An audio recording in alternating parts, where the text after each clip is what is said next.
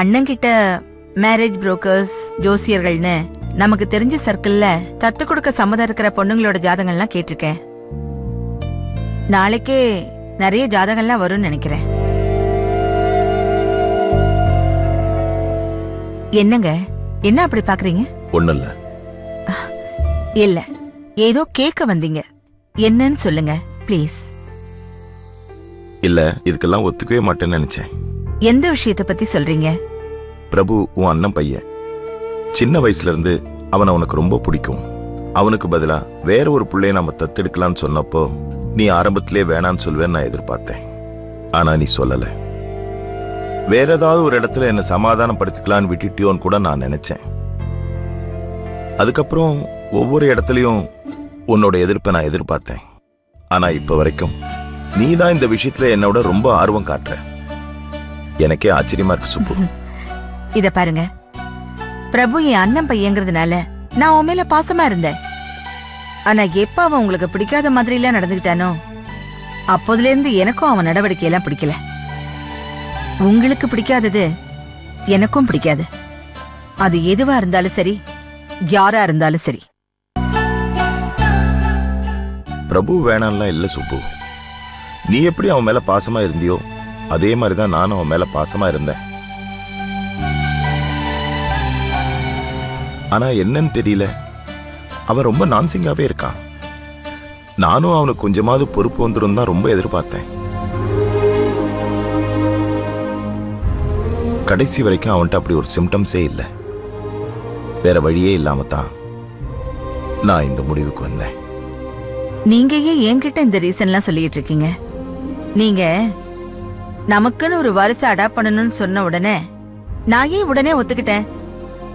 நீங்க யாருன்னு எனக்கு தெரியாதா? ஒரு சின்ன விஷயமா இருந்தாலும் நீங்க எவ்வளவு ஆழமா யோசிச்சு முடிவெடுப்பீங்கன்னு எனக்கு தெரியும். நீங்க ஒரு முடிவெடுத்தீங்கன்னா அதுல எவ்வளவு ஆழமான காரணங்கள் இருக்கும்னு எனக்கு தெரியும். அதனாலதான் ஏன்னு ஒரு வார்த்தை இப்ப வரைக்கும் நான் கேட்கல. ஏன் சுப்பு, பிரபுவுக்கு இப்ப இங்க என்ன நடக்குதுன்னு தெரியும்ல? தெரியும்னு நினைக்கிறேன். எப்படியும் அண்ணன் சொல்லிருப்பாருல்ல. அவனுக்கு இதெல்லாம் பெரிய ஏமாற்றமா இருக்கும்ல. தான் தான் இங்க எல்லாமே நினைச்சிட்டு இருந்திருப்பான்.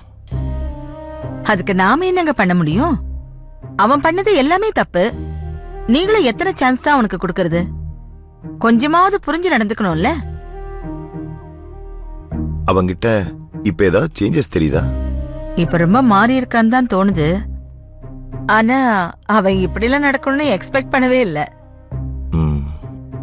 இந்த அறிவெல்லாம் முன்னாடியே இருந்திருக்கணும். இப்ப மாதிரி என்ன பண்றது? ஆனா சுப்பு, அவனையும் நாம தப்பு சொல்ல முடியாது. ஏன்னா நம்ம ஜாதகமும் அப்படி இருந்திருக்கு.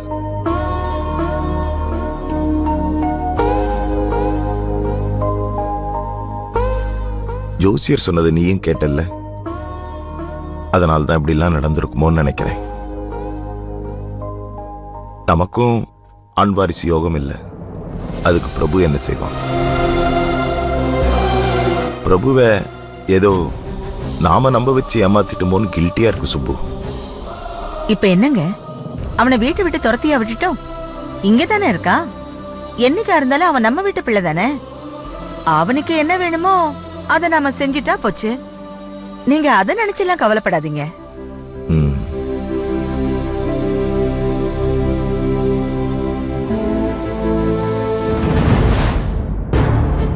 இவருக்கு இப்ப பிரபு மேல கோபம் இல்ல, அனுதாபம் தான் இருக்கு. அப்ப நான் நினைச்சதை ஈஸியா சாதிச்சிடலாம்.